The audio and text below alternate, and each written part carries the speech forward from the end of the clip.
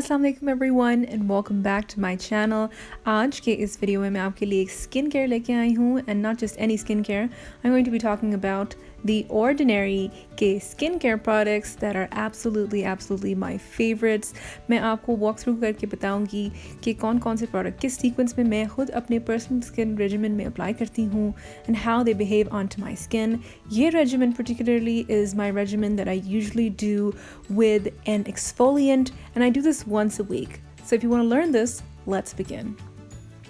I'm starting with my skin bare and clean। इसका मतलब ये है कि मैंने अपने फेस को अच्छी तरह से वॉश कर लिया है and you want to make sure कि आपकी skin completely dry हो। And I'm going to start with the ordinary का AHA and BHA solution। This is a peeling solution।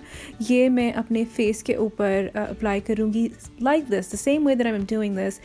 Even though मेरी skin sensitive है, I'm just going to apply this onto my face in like about 3 to 4 drops और मैं इसको अपने face के ऊपर fingers की मदद से मसाज करूँगी और आपने इसको एक मास्क की तरह अपने स्किन पे लगा रहने देना है and you're going to wait like about 10 minutes। अब ये इस चीज़ का ध्यान रहे कि क्योंकि ये एक पीलिंग सोल्यूशन है, आप इसको अपने आई एरिया को आपने अवॉइड करना है कि उसके आसपास बिल्कुल भी ना रहे। इवन आपके जो आइज़ के हॉलोज हैं वहाँ पे भी आपने इसको नहीं लगाना। तो इसको अप्लाई करके आप 10 मिनट्स के लिए इसको आप छोड़ देंगे। इस 10 मिनट्स के वेटिंग पीरियड के दौरान यू विल नोटिस कि आपकी स्किन के अंदर कोई टिंगलिंग सी सेंसेशन आ रही होगी and that is completely normal.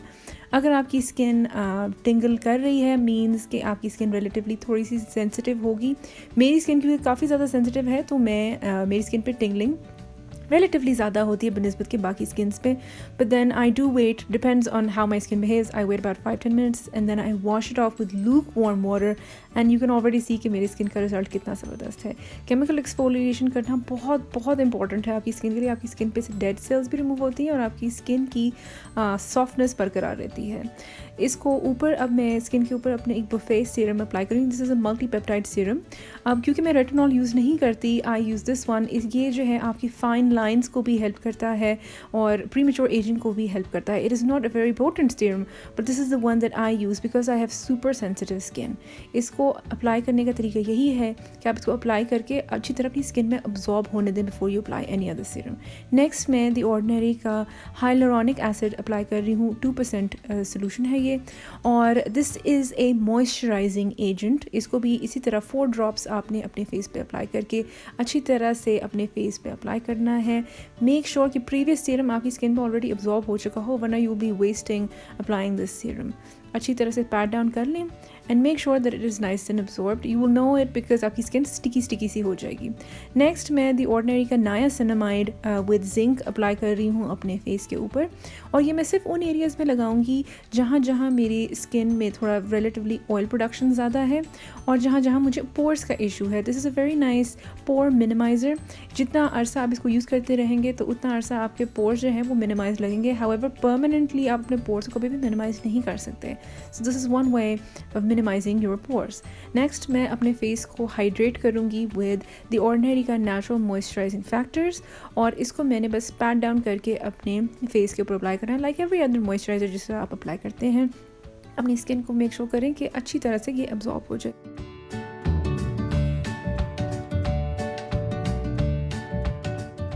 Now to seal all this goodness मैं अपने फेस के ऊपर एक फेस ऑयल अप्लाई कर रही हूँ। मैं द ऑर्डिनरी का यहाँ rose hip face oil use नहीं कर रही। I am just using any local Pakistani brand face oil. आप चाहें तो आप रोज़ हिप ऑयल भी यूज़ कर सकते हैं। ये आपकी स्किन को कभी पेनिट्रेट नहीं करेगा। This will just lock the moisture of your moisturiser in place. So इसलिए मैं यहाँ पे एक पाकिस्तानी ब्रांड का फेस ऑयल यूज़ कर रही हूँ ताकि मेरा मॉइस्चर लॉक हो जाए और मेरी इस वेदर के हिसाब से मेरी स्किन जो है देर तक हाइड्रेटेड रहे। यहाँ पे मैं एक मिसकंसेप्शन क्लियर करना चाहूँगी regarding face oils. Face oils कुछ लोग ये समझते हैं डायरेक्टली अपनी स्किन पे अप्लाई करने से आपकी स्किन बेहतर हो जाती है, जबकि that is not true. Face oils का मोलेकुलर स्ट्रक्चर काफ़ी लार्ज होता है तो ये आपकी स्किन पे डायरेक्टली अब्जॉर्ब नहीं हो सकते। तो व्हाट हैपन्स इज़ कि ये आपकी जब स्किन पे रहते हैं they will stay on your skin and clog your pores collecting dirt and causing acne which is actually not good for you. Alright you guys, with that being said, we are at the end of this video. I hope आप लोगों को ये skincare tutorial पसंद आया हुआ होगा. If you like this video, don't forget to give me a thumbs up. And if you are new to my channel, don't forget to subscribe. And don't forget to hit the notification bell ताकि आपको पता चल सके मेरे next videos कब आ रहे हैं. जितने भी products मैंने इस tutorial में use किए हैं, I will be linking them down in the description ताकि आप लोगों को पता चल सके कि मैंने कहाँ से ये products लिए हैं. They will be linked down here. And as always, don't forget to give me a suggestion in the comments. Much love and Allah Hafiz.